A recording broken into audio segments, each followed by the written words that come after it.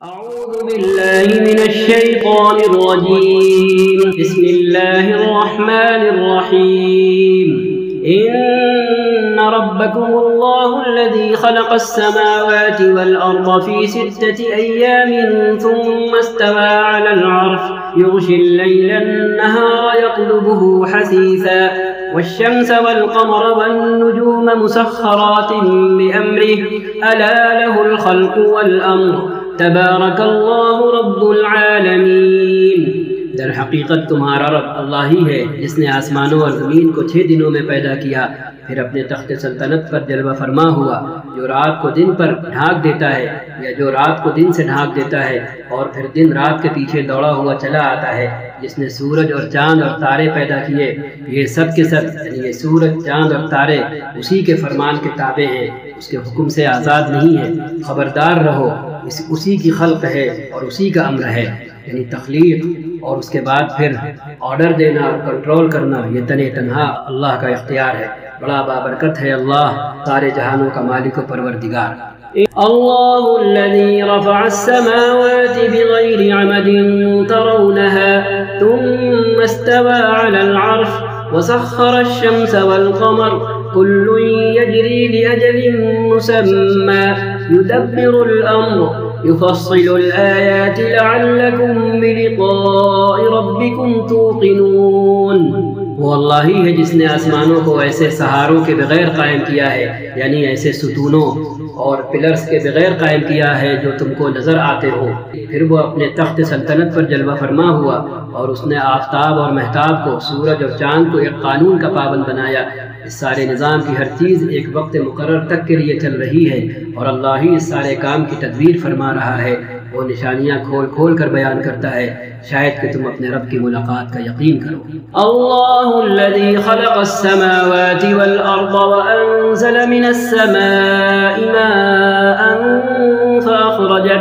فأخرج به من الثمرات رزقا لكم وسخر لكم الفلك لتجري في البحر بأمره وسخر لكم الأنهار.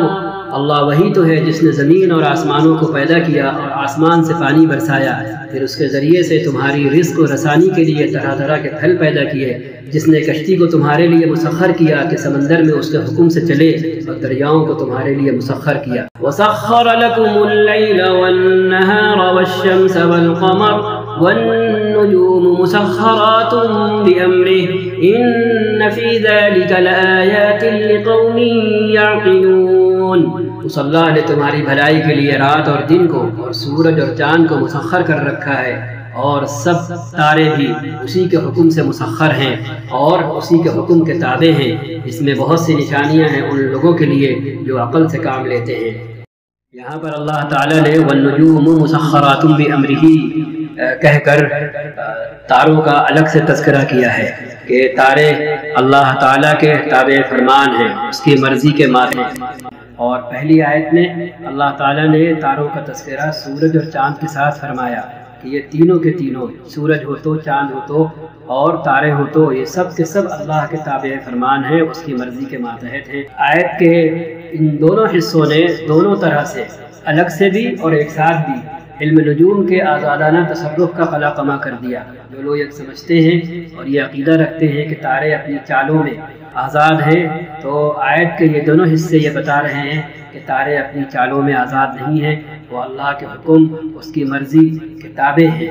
مسلمان کے لیے اس کے اندر بڑا سبق ہے کہ وہ اپنے اللہ سے تعلق مضبوط کرے اور ہر حال میں یہ سمجھے کہ اللہ نے جب یہ فرمایا ہے تو پھر قسمت کا بننا اور بگڑنا یہ تاروں سے متعلق نہ ہو کر براہ راست اس اللہ سے متعلق ہے جو جس کے ماتحت اور جس کے تابع خود یہ تارے ہیں، خود یہ سورج ہے اور خود یہ چاند ہے.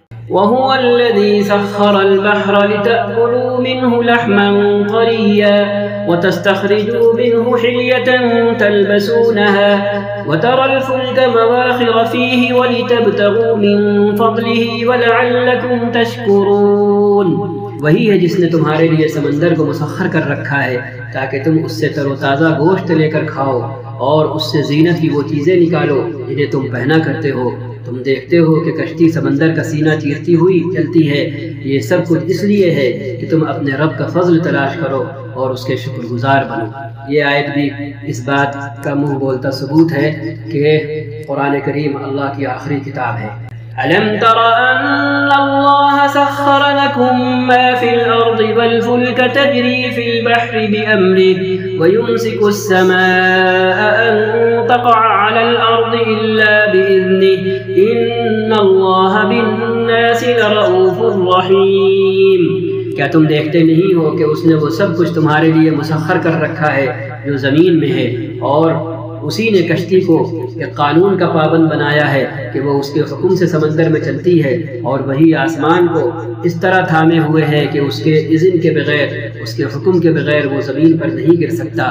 واقعہ یہ ہے کہ اللہ لوگوں کے حق میں بڑا شفیق اور رحیم ہے۔ صدق اللہ العظیم وصدق رسولہ النبی الکریم ونحن على ذلك من الشاہدین۔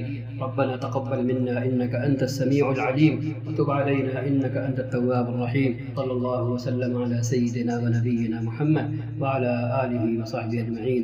سبحان ربک رب العزة عما یصفون وسلام علی المرسلین والحمد للہ رب